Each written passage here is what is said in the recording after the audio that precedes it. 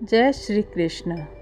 अत्यंत पावन पुरुषोत्तम अधिक मास की दिव्य कथा में आपका स्वागत है, जहाँ भगवान विष्णु की कृपा से हर दुख दूर होता है और जीवन में सुख शांति एवं कल्याण का मार्ग खुलता है। आज हम सुनेंगे अधिक मास कथा अध्याय 8वां। इस पवित्र कथा को श्रद्धा और विश्वास के साथ सुनिए और अपने जीवन को भक्ति के प्रकाश से भर दीजिए। तो आइए प्रभु श्री हरि का स्मरण करते हुए आरंभ करते हैं पुरुषोत्तम अधिक मास कथा अध्याय 8। अधिक मास कथा के अध्याय 8 में श्री कृष्ण का युधिष्ठिर आदि से द्रौपदी के पूर्व जन्म का वर्णन।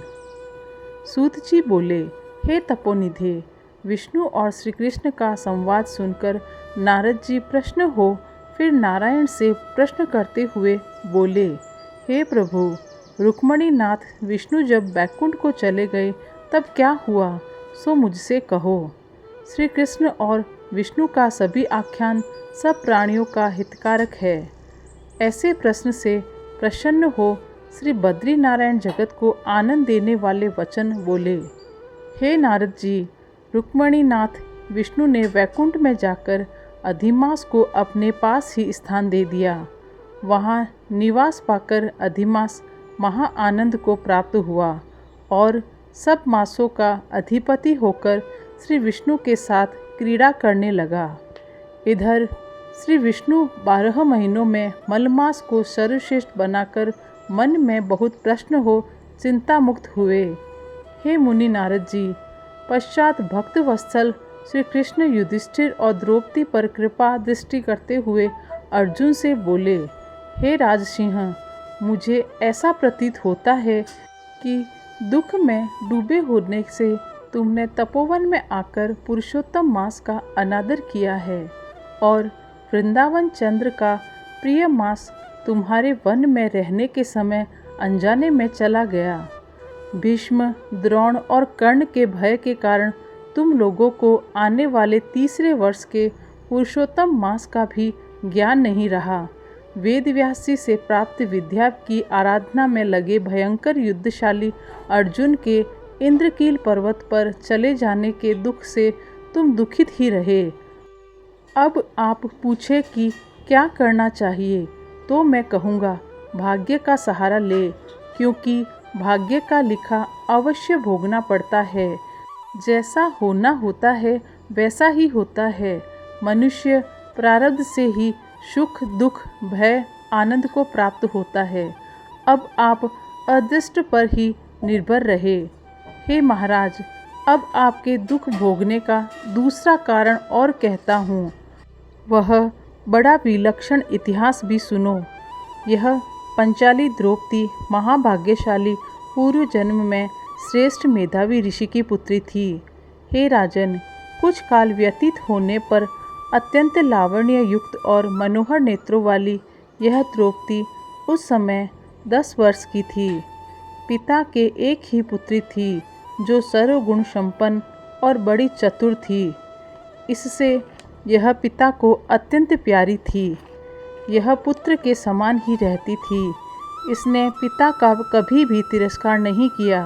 यह साहित्य शास्त्र और नीति शास्त्र में भी बड़ी निपुण थी। इसकी माता के बालपन में ही मर जाने से पिता ने ही इसे पाला था। एक दिन यह पड़ोसिन सखियों का सुख देखकर स्वयं भी पुत्र पौत्र की इच्छा करने लगी और इसी चिंता में रहने लगी कि मुझे भी सद्गुण संपन्न सौभाग्यशाली पति और सुख देने वाले श्रेष्ठ पुत्र किस तरह प्राप्त होंगे। मैं अब ऐसा कौन सा कार्य करूं जिससे मुझे ज्ञान हो कि किस देवता को पूजूं, किस मुनि के पास जाऊं या किस तीर्थ में जाकर रहूं।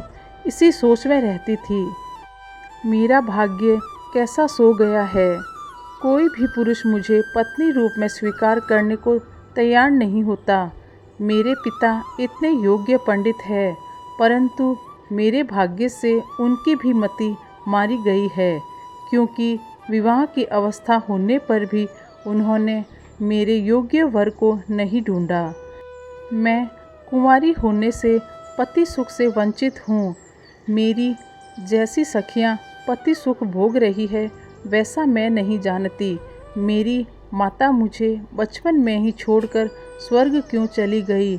इस प्रकार शोक और मोह की तरंगों से पीड़ित हो वह थपेड़े खाती रही। उधर मेधावी ऋषिराज पृथ्वी पर कन्यादान के निमित्त योग्य वर ढूंढ रहे थे, पर वैसा योग्य वर नहीं मिलने से उनका मनोरथ निराश हो गया। देव योग से उनको महादारुण तीव्र ज्वर आ गया। तब ऋषिराज का शरीर ज्वर से दुख की तीव्र ज्वाला से फटने लगा और जोरों से श्वास के ऊपर श्वास लेते हुए अचेतन अवस्था में जैसे कोई मदिरा पीकर लड़खड़ाते हुए गिरता पड़ता आता हो, उसी प्रकार घर में आकर जमीन पर गिर पड़े और पुत्री को स्मरण किया। पुत्री भय से व्याकुल हो जैसे ही पिता के पास आई तब तक वे मरणासन हो गए। देव योग से एकाएक कांपने लगे और कन्यादान के संबंध में जो विवाह महोत्सव की कल्पना थी वह नष्ट हो गई और पहले के किए हुए गृहस्थ धर्म के परिश्रम के प्रभाव से सांसारिक वासनाओं को छोड़कर उन्होंने भगवान में मन को लगाया और वह मेधावी ऋषिराज श्री हरि पुरुषोत्तम नील कमल के समान श्याम वर्ण वाले त्रिभंगी मनोहर आकृति वाले भगवान को स्मरण करने लगे। हे रासेश्वर, हे राधारमण, हे प्रचंड भुजाओं से दैत्यों को मारने वाले, हे अति उग्र दावानल के पान करने वाले, हे गोप कुमारियों के उतारे हुए वस्त्रों को हरण करने वाले, हे श्री कृष्ण, हे गोविंद, हे हरे, हे मुरारे, हे राधेश, हे दामोदर, हे दीनानाथ, मेरा बारंबार नमस्कार है। मैं भवसागर में डूब रहा हूँ, मेरी रक्षा करो।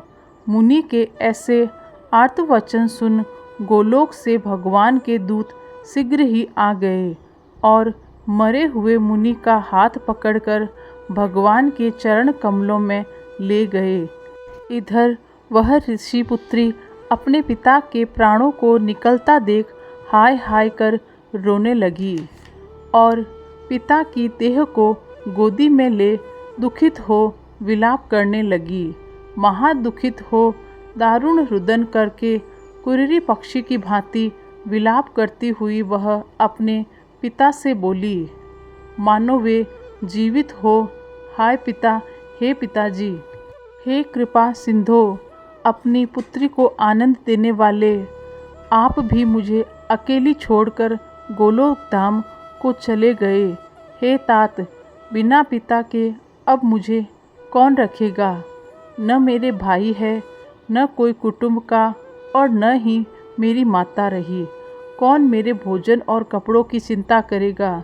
हे पिताजी, अब मुझे वेद ध्वनि भी सुनाई नहीं पड़ेगी।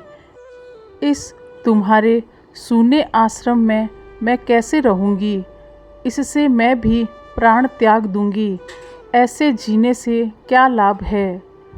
हे मुझे प्यार देने वाले पिता, बिना विवाह कार्य संपन्न किए आप कहाँ चले गए। हे तात, हे तपोनिधे, अब लौट आइए और अमृत के समान मीठी वाणी में मुझे पुकारिए। आप चुप क्यों हो गए हो। उठिए उठिए, अब सोए हुए बहुत देर हो गई। इस प्रकार अश्रुधारा बहाते हुए वह अनेक विलाप करती रही। जोर जोर से रोने की आवाज़ सुनकर वहाँ वन में रहने वाले ब्राह्मण आपस में कहने लगे कि इस तपोवन में आज अत्यंत करुण भरे स्वर से विलक विलक कर कौन रो रहा है। तब वे सब तपस्वी महर्षि की पुत्री का रोना समझकर और निश्चय करके हाहाकार मचाते हुए वहाँ पहुँचे और पुत्री की गोद में मरे हुए मुनि को देखकर वे सब मुनि भी रोने लगे। फिर पुत्री की गोद में शव को उठाकर शमशान में शिवालय के निकट ले जाकर अंत्येष्टि विधि से दाह क्रिया संपन्न की। पश्चात कन्या को अनेक प्रकार से समझाकर वे सब अपने अपने स्थान को चले गए।